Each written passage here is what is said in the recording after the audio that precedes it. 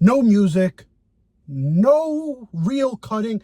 This is a rant of all rants. Because I am fucking pissed. I don't care who watches this. I don't care what type of view count this gets. I don't care what type of watch time this gets. I need this off my chest. Because this has been one of the worst stretches in Yankees baseball that I have seen. Not just based off the sheer losses, but it's how we're losing, and it's the certain things that are coming about. When the offense tries to be good, when the offense steps up and gives you 5 or more runs, the starting pitching is absolute dog shit. When the starting pitching is coming in and they are dominating, the offense goes stale. This team doesn't know how to hit with runners in scoring position. Oh yeah, and if those two things are working, the bullpen's just gonna fuck it up. Okay, calm down a little bit. Let's go game by game. And I'm going to talk about 2 games in particular. Games 3 and Games 4. Game 3, I'm seeing a lot of people put blame in certain places where it's not warranted. No pun intended, but no one is at fault for Game 3 other than Will Warren. I am done seeing so many people blame this guy or blame that guy. It is on one guy if he gives up 8 runs in 2 innings. 8! There's no excuses for that. And when your team puts up 9, you should win that game by at least 5. But no, Will Warren came in, and that was one of the worst displays of baseball I have seen. Every slider he threw was high. Every single changeup he threw was high. Every single fastball he threw wasn't as fast and high. Everything was up in the zone. You know what happens when everything is up in the zone? They get hit very hard, and they get hit out of the park. It's basic. And I know a start like that will happen. You're not going to have your best stuff. But I see people out here being like, oh, Devin Williams, he yanked a changeup. That's why we lost. Oh, it's because of this player. Oh, it's because of this player. That game is specifically on Will Warren. That's not on Aaron Boone. That's not on Devin Williams. That's not on Anthony Volpe. Volpe has been shit. That wasn't his fault. Now let's go to Game 4. Game 4, to me, could have been managed so much fucking better.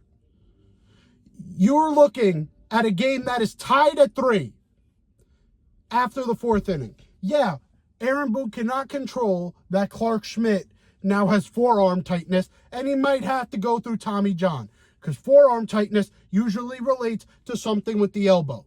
That fucking sucks. Okay. You bring in Clayton fucking Beater? A guy who has barely any MLB experience. I don't know. Was this his debut? I don't remember him ever debuting. Was this his fucking debut? For you to bring in a guy like Clayton fucking Beater to possibly debut, or if he's not debuting, one of his first appearances in a high leverage game in that moment when we need a win. You had 4 pitchers that were available. You give Leiter or Loizica 2 innings. You give them, at that point, the 5th and the 6th. The other guy gets the 7th. Then you bring in Weaver for the 8th and Williams for the 9th. It's not that fucking hard. Yet you bring in Clayton fucking Beater. When you bring in a guy with that little of experience, to expect him not to have trouble is fucking delusional. It's one of the most delusional things I have seen. But I guess Aaron Boone looked at that and said, hey, I like Clayton Beater in this situation. Let's throw him in there. Let's see what he's got. You know what he's got? Those first 2 at-bats were god-awful. Nothing was competitive.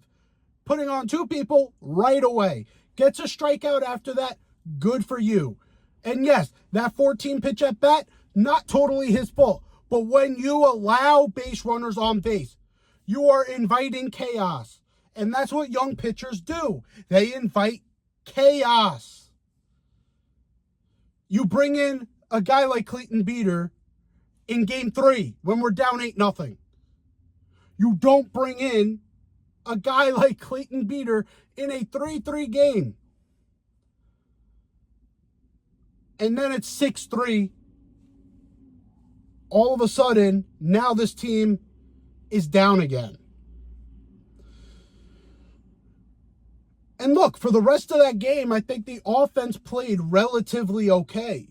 We put in 2 runs that, yes, if Jason Dominguez is able to get a ground ball to the right side, when we had second and third, nobody out, the game is tied. That sucked. But he had one of his best games of his career to this point in this game. I'm not going to blame him because he didn't get 1 out in the correct way.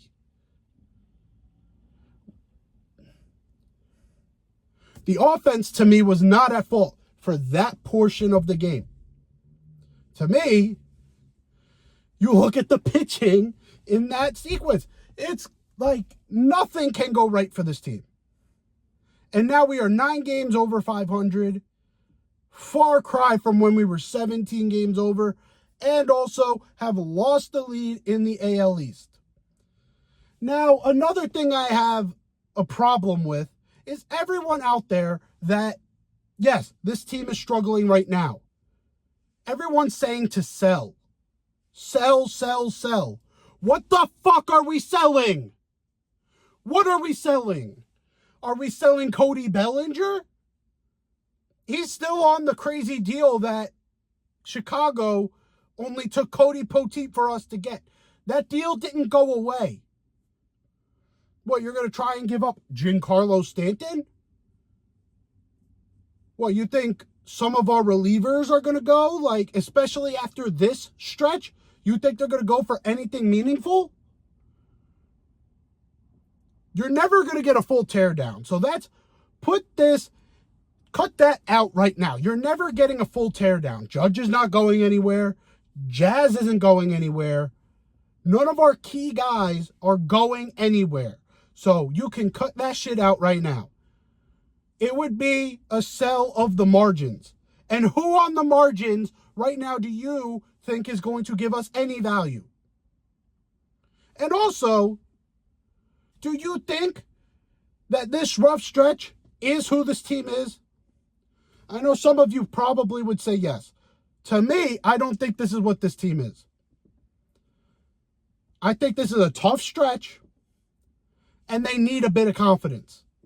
And the problem is they had chances to get confidence. Game 3 was a key chance to get confidence. If we win that game, we are still tied for first or even have a game lead on Toronto going into this Mets series. And at that point, we would have had come back down 8. That was a key moment to get momentum. It didn't happen. Okay, now we're going up against a Mets team that, yes, they took 2 from Milwaukee. That's still not a good team. Not at this moment. They're in a worse situation than us. They lost 17 of 20 at one point. Right now, we had a below 500 month. And yes, we lost 2 games in the month of July. The Mets right now, yeah, they might be getting out of it. If we could just take 2 out of 3 from the Mets in Citi Field, that turns this season from looking bleak to now we're back in contention. We're back in discussion.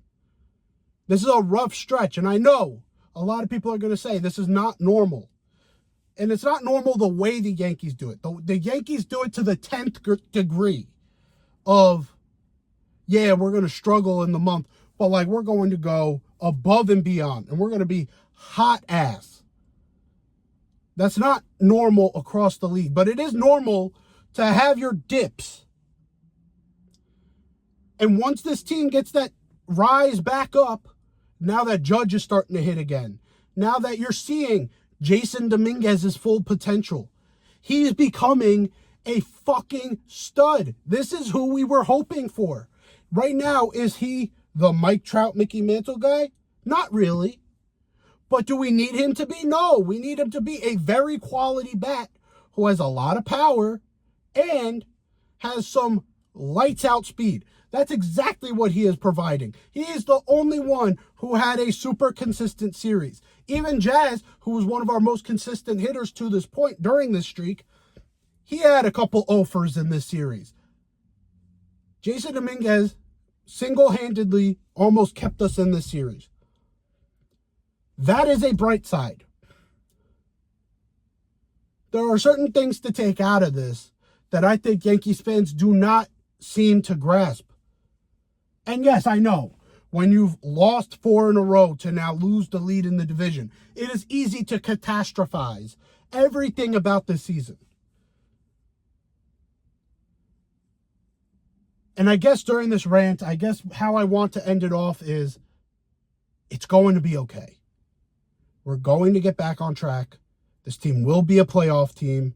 This team, I am assuming, will win the division. And we have a good chance of making it back to the World Series. And once we're in there, anything can happen. Thank you for letting me get this off my chest. Like the video if you enjoyed somehow. Subscribe if you're new. I'm out of here. Take care and peace.